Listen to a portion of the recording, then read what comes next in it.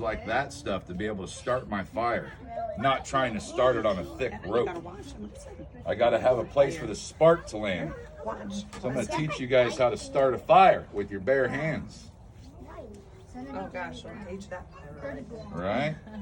That's why I've always said with you parents, if you want to get your children ferro rods, by all means do. But you need to be the one keeping that ferro rod. Yeah. Do not allow your child to keep the ferro rod, because the last thing you ever want is to hear about how an 8-year-old was trying to, you know, impress Captain Planet for the next tour and accidentally caught his bedroom curtains on fire while throwing a spark. 'Cause I'm going to show you guys this stuff. Watch. Throws sparks.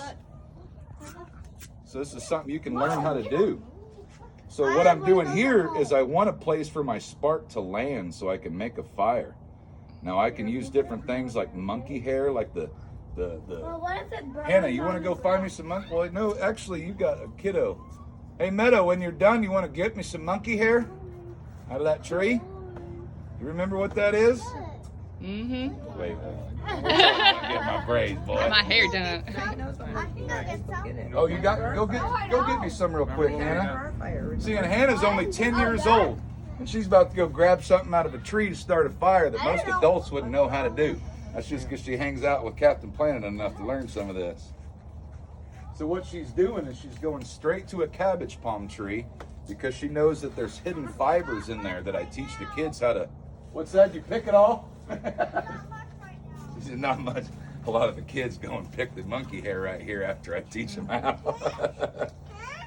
We don't need any. I was just kind of wanting to show them what it is. So even if you just find a little tiny bit, that's good enough. So now I've got this rope to where it's all frayed out. See that, guys? How it's all, yeah, this is some right here. We got some, man. So this is what we're pulling out of those trees, guys. It's monkey hair. So look, it's kind of like this stuff, right? Sometimes in a thunderstorm, this might be a little wet. So what I do is I keep some of that in my backpack dry, in a little dry container. But I've also got these cool little things that a sponsor of mine, Uber Levine, they send me all this nice gear to be able to use for you guys. So I've got this part done. I'm gonna put it right here. Now how this ferrocerium rod works is there's different kinds of metal like magnesium and different things that's highly flammable. So what I'm doing is I'm sitting here and I'm scraping this steel striker against that metal. So if I hold it perfectly up and down like this, guys, nothing's gonna happen. A lot of times people order these things, I accidentally made something. A lot of times people order these things like, I don't see how it works. Well, think about that. You're touching it on a flat piece of metal, even though it's small. I want to use, instead of the square of the metal, I want to use one of the corners, like my knuckles. So I want to turn this in a direction to where it's scraping against a corner of that metal. So watch the difference. What's up, Hannah? You know what I did is I just scraped the side of it so that way it started to dent a little bit and that gets more of the spark. Yep. That's why you can use this part too and scrape it like this. I don't and have it'll get more grooves in there. So then when you throw that spark, more metal shavings will come off with it. It's another little trick. It's basically the same thing. It's what you figured out how to do, but on your own. So if I don't hold it straight up and down, and I hold it to where it's almost flat, like see how it's almost laying flat, but a little bit lifted up, then I can throw a spark like that.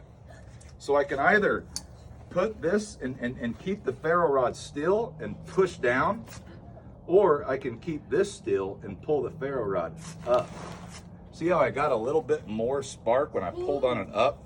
I like to pull on it because I can get a little bit more weight. So here is my little jute rope that I've made. So I've got the end of it frayed out where it started out like that. Why I wanted it frayed is because I want that spark to be able to catch. So even though it's been really raining out, we're still going to be able to start our fire. Just like that. So see, now it's like a candle that I can sit there and use. So if I'm starting an actual fire, I can sit there and get my twigs ready. Let's say I don't have enough. I got to go look for some more twigs. I'll poke that out a little bit more. That way it's got enough energy to sit there and burn. When I'm done, and I don't want to waste any more material, I simply move it up and close up the candle. So it's a cool little trick because I'd never had the little aluminum sleeve. Somehow Uberlevine, the brand, like simplified fire building even more. Because when it's raining, like a lot of times in Florida, that's super handy because right when I'm ready to start the fire, then I feed that out. And so I've got some rain protection right there too. So with you little homies, who wants to learn how to do this? Hannah and your sister, I'm gonna have you guys wait till last because I know you're already really good at it, okay? She doesn't know that much about it. Who, you pointing at your mom? No, my sister. I'm just teasing Angelique. That's just holding the camera. Who wants to be the first try? We want Hannah to show us how it's done. You want to try?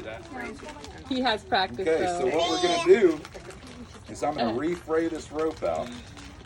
That way we have, see how it's kind of like the other end now? I want more surface area than that. And what I mean by surface area, I want more things that it can hit. Like more little pieces of rope. Got some skeeters on your forehead, dude. So I'm sitting there and I'm taking each little rope and I'm pulling it out where it has more surface area, more things that it can touch. Because when we want that spark to throw, we got to have somewhere where it can land right. And if we don't have enough of these little things, these little fiber pieces poking out, then the spark probably won't catch. A lot of people don't know the little trick about fraying it out a little bit like that. It makes it a lot easier. So, I'm going to have you try this first. It's okay. Hold it in this hand like this. Now hold that in that hand, and all I'm doing is going. All right. Pretty cool, huh? You want to try it by yourself? So hold it just like that and do it. Here, flip that around like this. There you go. And now do it. Whoosh. Do it real hard. Whoosh. See, don't worry about it, because how old are you? Probably 5? What? 3. 3? You're a tall 3-year-old. 4 in January. Wow, okay, that makes a little bit more. I was like, good Lord, you're going to be a little volleyball player or something. See, when you get a couple years older, though, you're going to be able to do it just fine. So here, how about I help you start this one, and we're going to put this down, and we're going to get ourselves a little fire going with it. Oh, I'm going to help you. You know, sometimes we all need a little help in life, you know.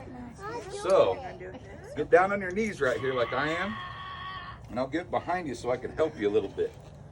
So we're going to aim this thing right here, and we're going to go.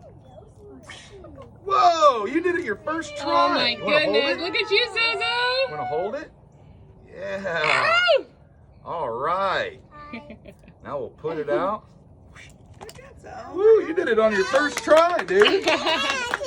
3 years old, and we're going to let somebody else do a turn, and then I'll let you guys practice by yourself, okay? You up next? Come on up, bub. Good job. 3 years old, start a fire by yourself. Man, I tell you what. After everybody